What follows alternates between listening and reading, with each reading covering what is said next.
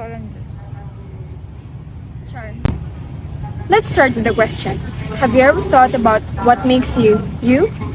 What do you know about yourself that is unique? And where did this uniqueness come from? Did it come from your parents? Or did it come from nature itself?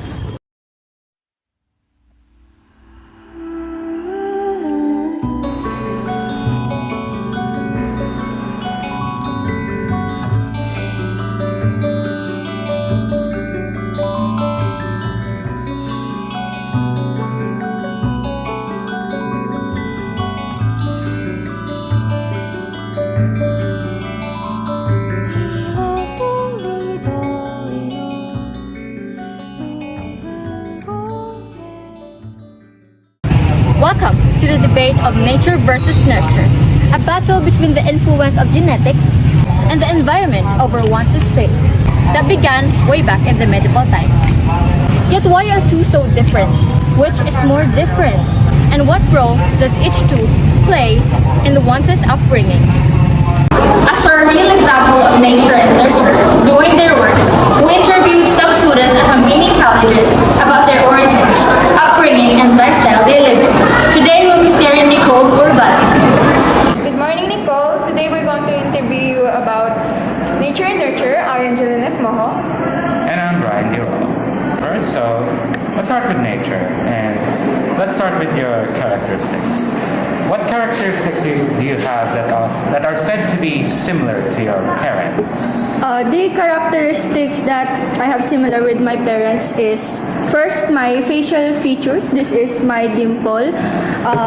Maraming tao ang nagsasabi na kamukha ko daw si Papa. So yung kilay ko and yung eyes ko sa Papa ko, tsaka yung bunganga ko kay Papa din. And ang nakikilala lang ng tao sa akin na anak ako ng mami ko is yung dimples ko and yung shape ng mukha ko. Are they common with the rest of your family? No. How about with your relatives? No, hindi din. Okay, So that covers our questions with nature. Let's start with nurture now. How were you raised in your childhood years? I was raised fine. Pinalaki ako ng maayos and habang lumalaki ako, tinuturuan nila ako sa mga bagay-bagay na dapat kong matutunan. ano yun? What, Ano mga yun? what skills did you acquire during those days? Ang skills na na-acquire ko nun, marami. Nung elementary, I hate English. I hate English subject. And then nung nag-high school na, mula nung grade 5 hanggang high school, ay naging paborito ko na yung English subject. What kind of lifestyle do you live now? Good lifestyle. Mabuti yung lifestyle ko ever since. What changed in you while growing up? Yung katawan ko, yung height ko, and yung facial features ko din, hindi na ako mukhang bata. And then, yung mga nakasanayan ko nung bata ko, yung mga hobbies ko, yung ibang hobbies ko, hindi ko na nilalaro ngayon nang malaki na ako. What hobbies do you have now kung hindi mo na nilalaro yung mga dati? Mga bagong hobbies na, yung mga na-discover ko na. And Kasi what are those? paglaro ng tennis, lawn tennis. Oh, I also play tennis, but Hi, good day. I am Charlene po. I will be interviewing you for our documentary and will be asking you some questions about nature and nurture. What are the characteristics influenced by nature? Halos lahat, your personality, your behavior, even illnesses na can be influenced by nature, physical features na mamana din yan, and even yung cognitive traits or yung ability ng cognitive. Why do you think there's a debate between nature and nurture? So this debate between nature and nurture is concerned with the relative contribution. So that both influences to human behavior. Nagkakaroon ng ganitong debate para maintindihan natin ang tao or yung personality ng tao. Kaya siya pinag-aaralan. So such personality, cognitive traits, even temperament, and psychopathology. What do you think of the extremes of both sides? Sa tingin ko, walang mas extreme sa dalawa. So neither is stronger than the other. Both factors play a critical role in who we are and who we become. Which do you think matters more and why po? Same sa answer ko doon sa previous question. Both plays an important role in the development of a person. So, throughout lifespan yan, hindi lang yan sa bata. So, ibig sabihin hanggang mamatay yung tao. So, may factors na naapektuhan pa rin. Despite their differences po, how does the two work together to play a role in a person's upbringing? Now, for example, a person has a genetic risk for Alzheimer's.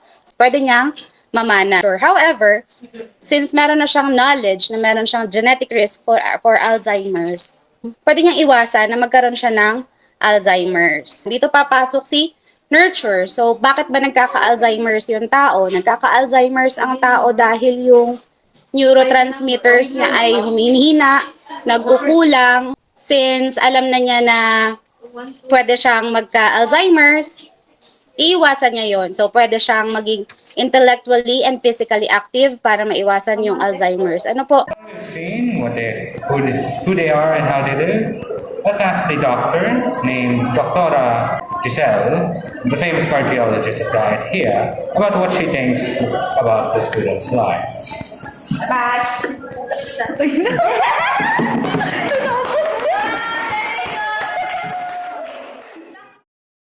Good afternoon po, Doktora. We have prepared po here's quite a lot of questions for you to answer. Pero we will give you po some enough time to think and answer that question on your own po. So for the first question po about nature, what do you think about how they were raised? They are family oriented. So they live with their parents. A happy child. Yes. How about their lifestyle now? Even with the pandemic, I think they answered a positive response. Po, yun lang po yung sa nature namin. Now po ay sa nurture po, yung second part. What are the factors that can affect a child's development? Theoretically, there are many factors that can affect the child development. At first, how they were raised, how they interact with the parents. Another one is how they were disciplined as a small child. Pangalawa po is, how does the family play a role in a child's development? Big role in the development because the first teachings starts in the family. Each family has its own uniqueness on how to raise a child. So, depende sa magulang. And depende din sa ugali ng bata. Pag silang sa inyo, meron na kayo kanya-kanyang traits. So, nasa inyo na lang kung paano kayo ma-response doon sa ituturo ng magulang ninyo. How does the environment affect a child's development? The environment really has more than 60% influence in the child's development. With 15 years na merong internet at may access kayo sa cellphone. So talagang nabago na ang buhay ninyo. Anyway, whatever you get sa internet, kailangan i-balance din ninyo with reality. How can socioeconomic conditions affect a child's development? With your age, socioeconomic issues are not yet a problem. Socioeconomic, parang hindi pa yan big deal sa inyo unless dun sa mga batang marunong mag-compare to other co-students.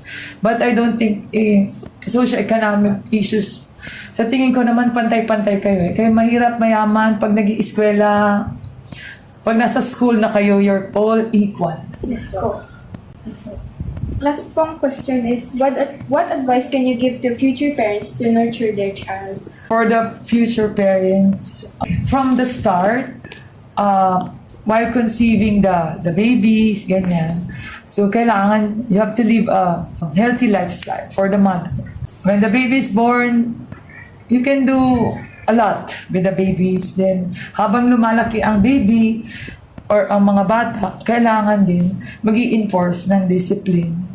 For the parents, try to learn what are the positive traits or positive attitudes or negative traits of your child or children so that ma-advise mo sila kung ano yung dapat mong i-advise sa kanila according dun sa kanilang personality. So, hindi mo pwedeng, gusto ko ikaw ganito, gaganon ka. Hindi na ganon kayo, di ba?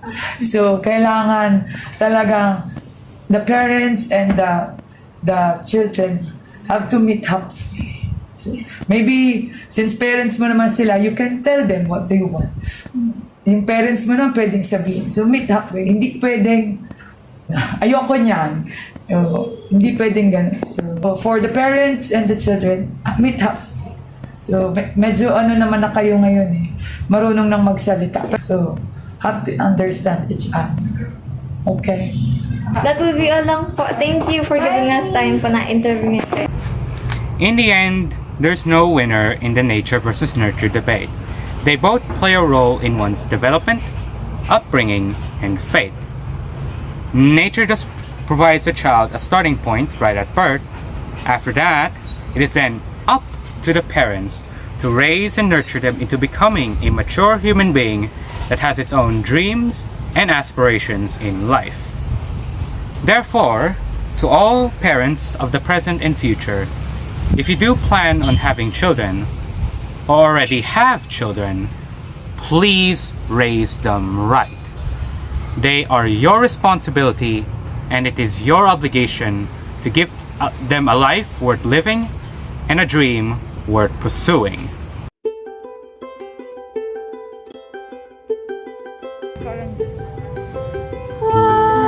Of nature versus nurture. A battle between the influence of